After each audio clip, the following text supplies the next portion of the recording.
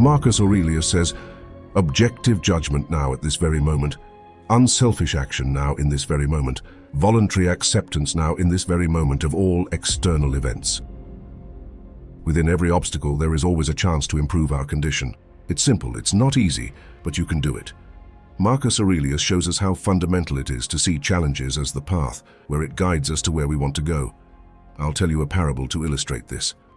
Once there was a king who believed that his people had gone soft, so he put a big stone on the road to the city to see what would happen, and he hid and just watched. And he observes that each person is discouraged by this obstacle. They curse it, they give up. They wait for someone else to solve the problem. They have the strength and the will to complain the most to others, but they don't act on it. Nobody does anything about it until, finally, a man comes along and decides that he is going to tackle this problem. He picks up a large stick, uses it as a lever and moves the stone out of the way, rolling it off the path. But what he finds underneath is a bag with gold coins. Along with the coins, the king wisely had a note which read, "Never forget, within every obstacle there is a chance to prove our worth." And that's where the Zen expression comes from. The obstacle is the path. It turns out that East and West were totally aligned here because there is also a quote from the great Marcus Aurelius, the Emperor of Rome. He says, "The impediment to action promotes action. What is in the way becomes the way."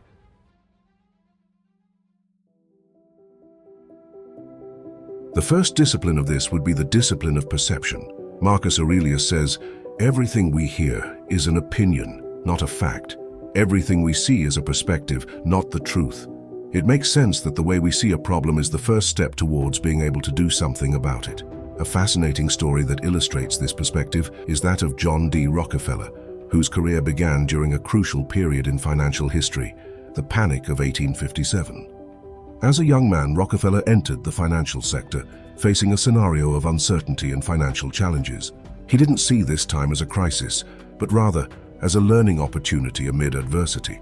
He would later describe this phase as a chance to grow, a unique opportunity to observe the market at its best and worst, a school of practical knowledge that prepared him for the incredible achievements that were to come in his career. John D. Rockefeller's story is testimony to how a resilient mindset and a positive attitude can turn challenges into opportunities for growth and success. This shows that Rockefeller is shaped by this experience. He studies it. He sees how people became irrationally exuberant, but then also lost confidence in the market and missed opportunities. So you don't have to like Rockefeller. You might think he was the coldest and most ruthless man in the world, but his discipline in the midst of the chaos, panics, trends, and fads of his time is what made him a great investor. In fact, he made much of his fortune in successive economic panics. From the Panic of 1857, the Civil War, the Panic of 1873, 1907, and even the market crash of 1929. As Epictetus said, "The true man is revealed in difficult times, so when trouble comes, think of yourself as a wrestler whom God, like a trainer, has paired with a tough young buck. For what purpose? To turn you into Olympic-class material." This shows that the Rockefellers make money because they are cool under pressure. They don't get rattled by external events. But where does that come from? It comes from training. Marcus Aurelius said that discipline was a crucial factor in becoming a successful man of virtue. Rockefeller is good at the end of his life because he went through it at the beginning of his life, like the first Apollo astronauts, for example. John Glenn, for example, went into Earth orbit, being the first American to do so, and his heart rate never went above 100. And with that, the famous astronaut Jim Lovell, one day talking to the writer Ryan Holiday, said, "It's not something unknown to us. We've practiced it many times. We got to a point where it wasn't scary, even when things went wrong." This demonstrates that nerve control is a skill refined through intensive training. That's why police officers can stay calm under pressure. Special forces can hit targets accurately, even in the midst of chaos, and athletes can score accurately in tense moments, even under loud shouts and distractions. All of this is possible due to the relentless repetition of their practices, making these high-pressure situations familiar, allowing them to control their emotions and perform with excellence. This brings me to Marcus Aurelius's famous phrase, "Concentrate every minute on doing what's in front of you with precise and genuine seriousness, tenderly, willingly, with justice, and on freeing yourself from all other distractions. You do everything as if it were the last thing you were doing in your life, and stop being aimless. Stop letting your emotions override what your mind tells you. Stop being hypocritical, self-centered, irritable." I think this knowledge also allows us not to be intimidated by things that are new to us. For example, the story of Pericles in the Peloponnesian War. He's leaving with the Athenian navy, and an eclipse blots out the sun. This may not seem frightening to us now, because we know what an eclipse is, but in ancient Greece, they didn't know. That's why men were terrified. But thinking quickly, Pericles says, "Well, look, if I put a cloak over your face, would you be afraid?" And the men say, "No." And he says, "Well, what does it matter what causes the darkness? The darkness itself isn't scary." So this ability to break things down logically is an essential part of the discipline of perception that Marcus Aurelius brings us. So you need to be wise, you need to be smart, you need to be intelligent. You need to convince yourself of what fear wants you to feel. Every time you feel fear, or any feeling that takes over your actions, think about how it actually affects you in a real way, and not just in your mind. That's when Seneca's famous phrase comes to mind, "We suffer more in imagination than in reality."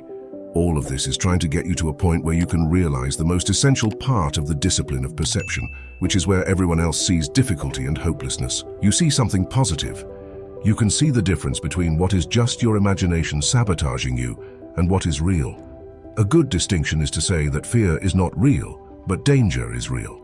This is like the story just after the Normandy invasion, when Eisenhower sees that all his generals are shaken by this huge Nazi counteroffensive. He summons them all to a meeting, walks over and says, "The current situation must be seen as an opportunity and not as something disastrous. I just want to see happy faces at this conference table," meaning that being afraid, being intimidated, not believing in themselves, wouldn't help them progress. It would only lead them into a vein of worse decisions based on their emotions. So first, let's stop this bleeding, he's saying, but then let's see what's good about it. And what they realize is that this massive counteroffensive is also an opportunity, because perhaps the Nazis have overreached themselves, and so, by absorbing this blow, as if to encircle them from behind, they achieve one of the greatest comebacks of the Second World War, which starts the race to Berlin. If you've heard of the Battle of the Bulge, Eisenhower is turning the obstacle around, turning it into an opportunity. So that's what we do. The discipline of perception consists of seeing clearly, objectively, calmly, and then seeing the good within the bad, and then moving on and acting on it. It's based on Aurelius's broader perspective, where he says to take a step back and look at it with a sense of indifference and more analytically, and not let the emotions of events shake what they feel personally.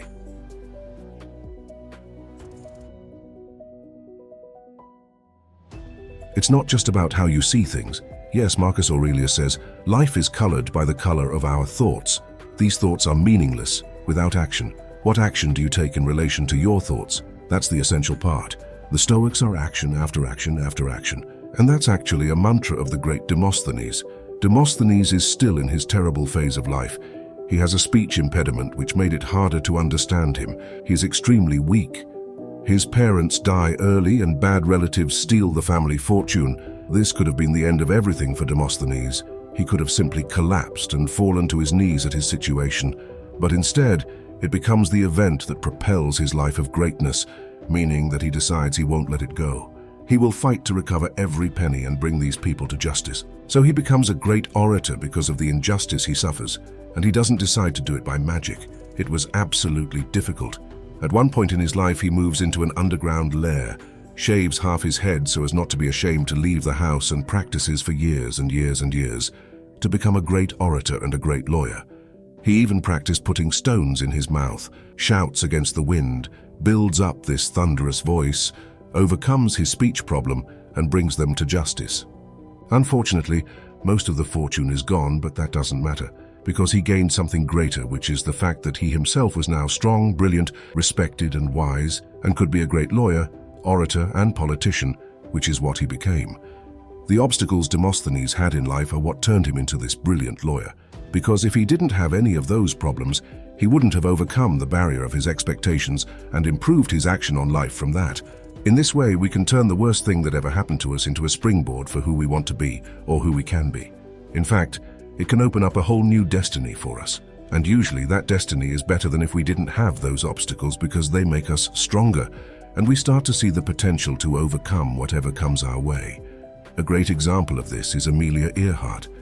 She's an excellent pilot, but we're in the United States in the 1920s. Nobody wants to give a woman pilot a chance. So when she gets the offer to be one of the first women to cross the Atlantic, it seems like a horrible offer, as if she wasn't actually going to fly the plane.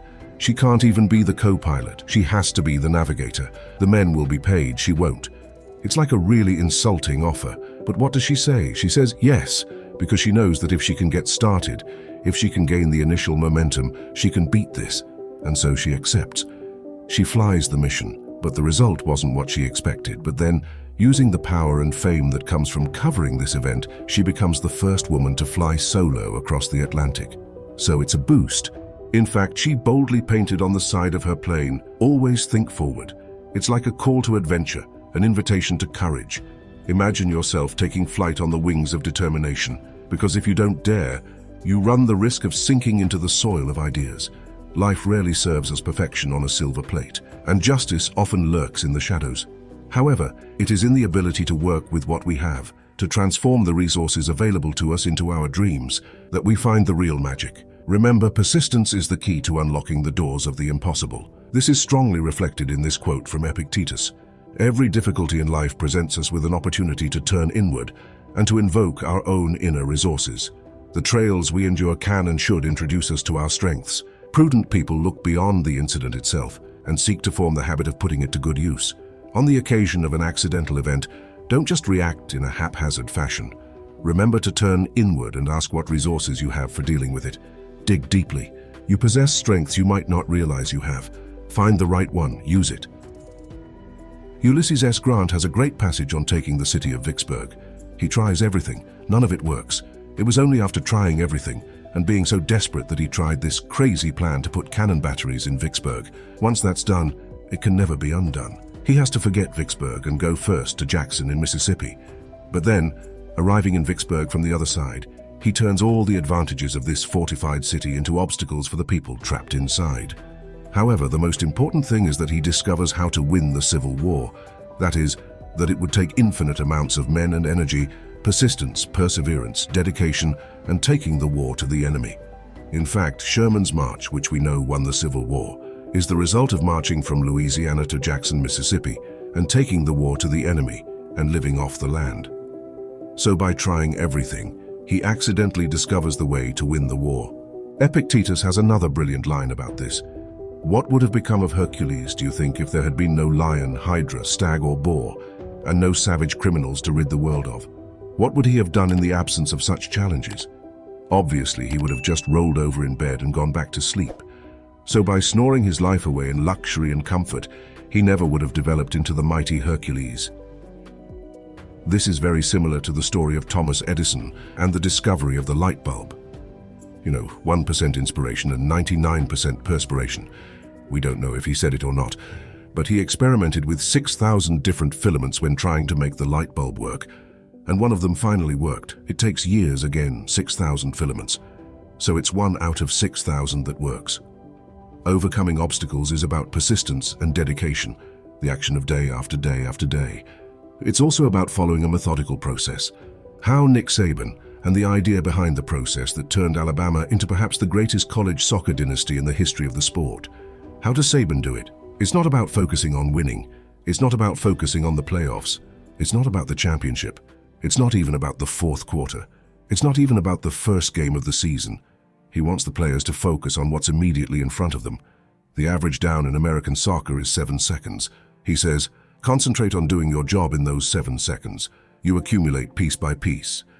Zeno says, well-being is achieved through small steps, but it's not a small thing. The process is small and humble, but ultimately unbeatable. Ryan Holiday, who wrote the famous book, The Obstacle is the Way, highlighting this Stoic philosophy, stated in the book his steps to be taken. He said, first I have to make an offer, then I have to sell it, then I have to start the book, then I have to write it. Not the whole book, but just the first sentence, and then the next sentence, and then chapter 1, chapter 2, and chapter 3. And even to sell it, it doesn't sell when it's first released. He said that it wasn't until 6 years later that it hit the bestseller list for the first time. It takes 6 years to sell 1 million copies, but that's because he never gave up. He was never distracted by external results. He just concentrated every day on doing one small thing to make himself and the book a little better. Another thing about obstacles is that it's not always about tackling them head on. Sometimes, yes, you test 6,000 different threads, but sometimes you get creative. An example of this is the great military strategist B.H. Liddell Hart. He discovered that of all the great battles in history, only a tiny percentage of them are head-to-head battles in which two equal armies beat each other. He says, no, it's all about attacking from the side. It's about tricks, feinting, and the element of surprise, right?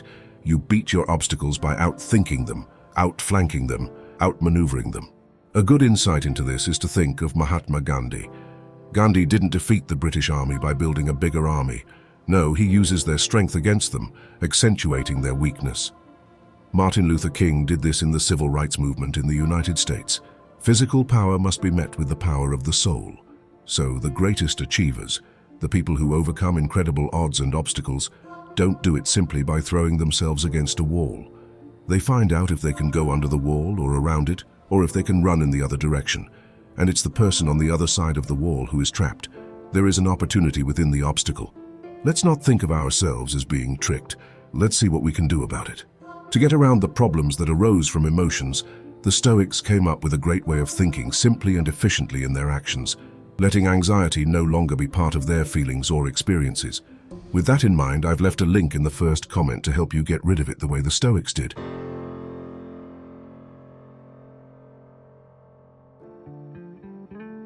Persistence is fundamental, but perseverance is when you have to put up with it for years, as it was with Odysseus.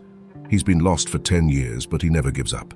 You must build up your life action by action, and be content if each one achieves its goal as far as possible, and no one can keep you from this, but there will be some external obstacle, perhaps, but no obstacle to acting with justice, self-control and wisdom. But what if some other area of my action is thwarted? Well, gladly accept the obstacle for what it is, and shift your attention to what is given, and another action will immediately take its place, one that better fits the life you are building. Marcus Aurelius.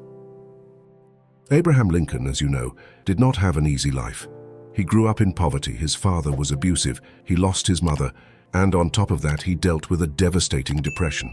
At the time they called it melancholy. When he actually becomes president and the horrors of the Civil War come to light, you find out that he's exactly who you want leading the country at that moment, because he knows what pain is, he knows how to be patient, he knows how to think of other people, he knows how to stand his ground, and so everything, every hardship, every failure, every bit of pain that he went through up to that point, was actually leading him to be who he needed to be at that critical moment. And that can be true for you. That's what amor fati is all about. That's what Stoicism is all about, using everything that has happened as fuel to become who you can become. The Stoics say, look, things may be difficult, but only you can give up. You have to decide to give up, and if you don't, if you decide to grow, learn, or become better for what has happened, then, in the end, you win. Another reminder of this perseverance that we must have is from Edison, which is this. At the end of his life, he is the most famous inventor in the United States. Sitting down to dinner with his family, and a man comes running in, the factory is on fire.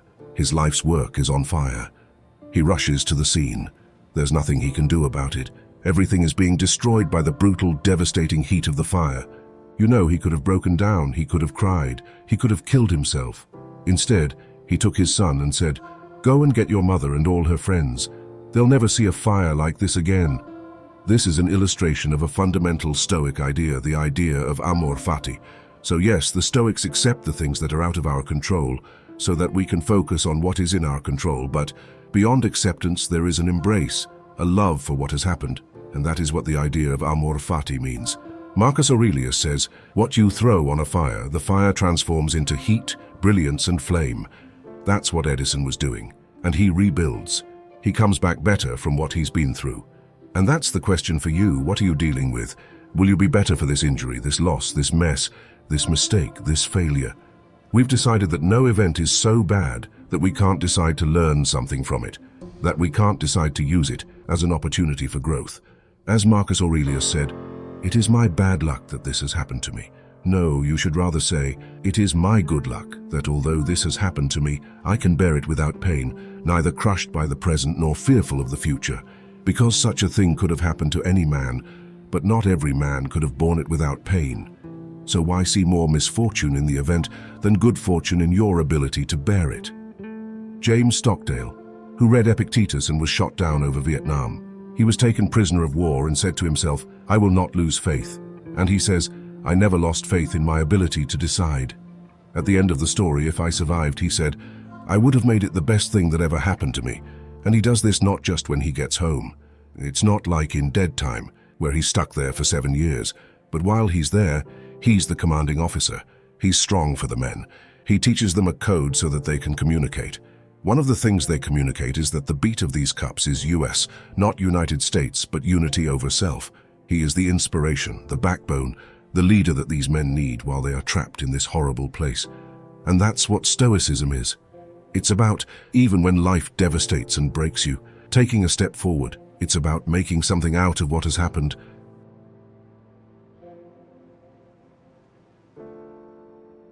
A wise man once wrote, "You'll watch an entire Netflix show even when the first episodes are slow and boring just because someone told you it gets better.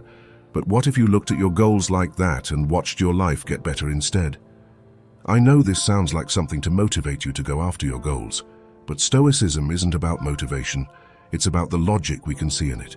In fact, this quote shows us that although we're not sure how things will unfold, we know that they will get better. With that, we have the perception of what will improve. We just need to act and persevere with it in order to achieve our goals. Remember this, things are never going to be perfect, never going to be ideal, never going to be truly fair. You have to work with what you can, do what you can with what you've got, and then turn it into what you want to have.